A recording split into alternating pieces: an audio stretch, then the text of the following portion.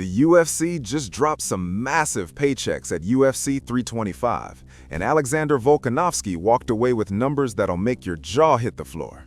But while some fighters are cashing in, one undefeated welterweight just got completely wiped from the rankings, and Paddy Pimblett is already back grinding after that brutal war with Gaethje. Let's break down everything that went down, starting with the money, because that's what everyone really wants to know about.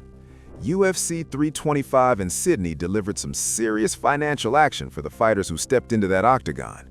The event took place at the Kudos Bank Arena on January 31st, and it marked the UFC's shift into the Paramount Plus era, which actually changed how fighters get paid moving forward. Alexander Volkanovski absolutely dominated in his rematch against Diego Lopes, and the numbers reflect his champion status.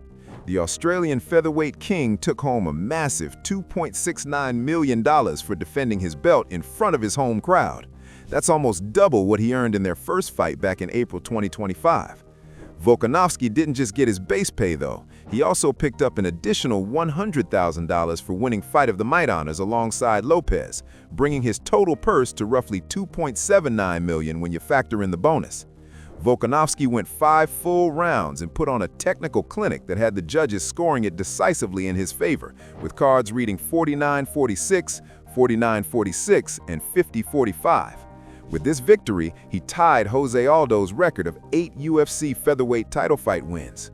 Diego Lopes, despite coming up short in the rematch, still walked away with life-changing money. The Brazilian challenger earned approximately $1.63 million, representing nearly $1 million increase from his first title shot. Even in defeat, title fights provide enormous financial opportunities. Lopez also received his share of the Fight of the Night bonus, adding another $100,000 to his total. Moving to the co-main event, Dan Hooker took home $421,000 despite suffering a devastating TKO loss to Benoit Saint-Denis. Hooker's paycheck was actually significantly higher than what Saint-Denis made, which was $286,000. The reason for this disparity comes down to experience and contract structure. Hooker has over 20 UFC fights under his belt and has built up his base salary over years of consistently delivering exciting fights. Saint-Denis, while incredibly talented and coming off a massive victory, is still on an earlier stage contract. You can bet his next deal will come with a substantial raise after that performance, where he brutally stopped Hooker in the second round. The new Paramount Plus compensation structure brought interesting changes to UFC 325 bonuses. Instead of the standard $50,000 performance bonuses, the UFC doubled them to $100,000. This is part of the new broadcast structure designed to incentivize finishes in exciting fights. Mauricio Rufy became one of the big winners when he earned a Performance of the Night bonus for his second-round TKO of Rafael Fiziev. That $100,000 bonus likely quadrupled his base pay. Quillan Salkild also picked up a performance bonus for his neck crank submission of Jamie Mullarkey. The UFC also introduced finish incentives at UFC 325. Any fighter who secured a stoppage victory received an additional $25,000. Benoit Saint-Denis, Billy Elikana, Jonathan Mikulev, Keiichiro Nakamura, and Cameron Ralston all earned extra cash for ending their fights decisively. Rafael Fiziev, who lost to Rufy, was reportedly earning somewhere in the $350,000 to $400,000 range. Tai Tuivasa likely pulled in between $150,000 and $200,000, but having lost 6 of his last 7 fights puts him in a precarious position with the promotion. The overall payout for UFC 325 ran into several million dollars. The event featured a reported gate of $12.3 million from ticket sales at the Kudos Bank Arena. These figures are estimates based on industry sources, since the UFC no longer publicly releases official salary information like they used to. Now, shifting gears to some shocking news from the rankings. Shavkat Rakhmonov, one of the most feared and undefeated welterweights in the entire sport, has been completely removed from the UFC rankings. This decision came after the Kazakh fighter revealed he underwent another knee surgery, his second operation in less than a year. Rakhmonov last fought in December 2024 when he defeated Ian Machado Gary in a #1 contenders bout. That victory was supposed to set him up for a title shot, but injuries have derailed everything. The 31-year-old had been scheduled to fight then-champion Belal Muhammad, but that fight fell through when Rakhmonov's knee injury flared up.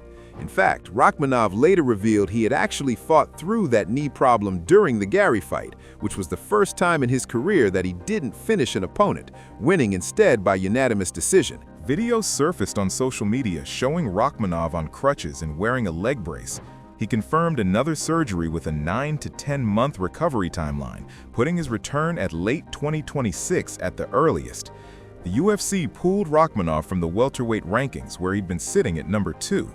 Ian Machado Gary inherited that spot, while Michael Venom Page slid back into the rankings at 15. The move sparked controversy since fighters like Colby Covington remain ranked despite similar inactivity. Covington hasn't fought since December 2024 and hasn't won since March 2022, yet he's still ranked 13th.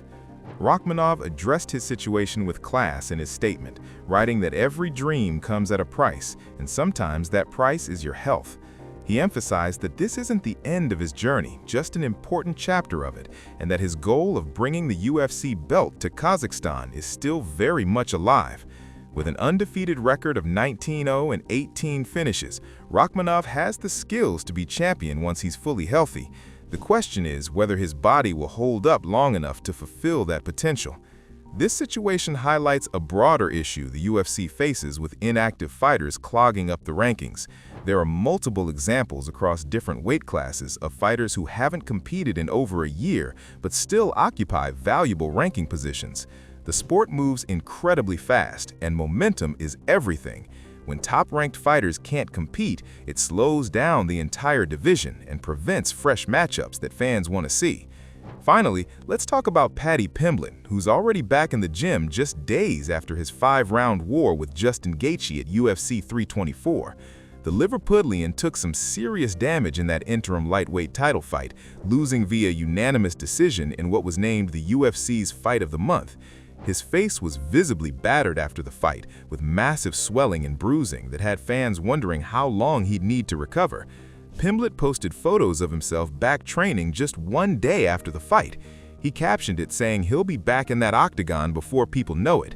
The message was clear: this loss isn't slowing him down. In a YouTube update, Pimblett addressed concerns about his condition. While everyone thought his face was a mess, the swelling had already gone down significantly. The only lingering issue was his eyes. Pimblett claimed he suffered a scratched cornea from eye pokes during the fight, though nothing permanent. What's interesting about Pimblett's immediate return is that it represents a shift in his approach. Throughout his UFC career, he's been criticized for ballooning up in weight between fights. This time feels different. He's back doing strength and conditioning work, lifting weights, and getting straight back into the grind. Pimblett mentioned on his YouTube channel that people assumed he'd need to take the rest of the year off to recover, but he's targeting a summer return instead.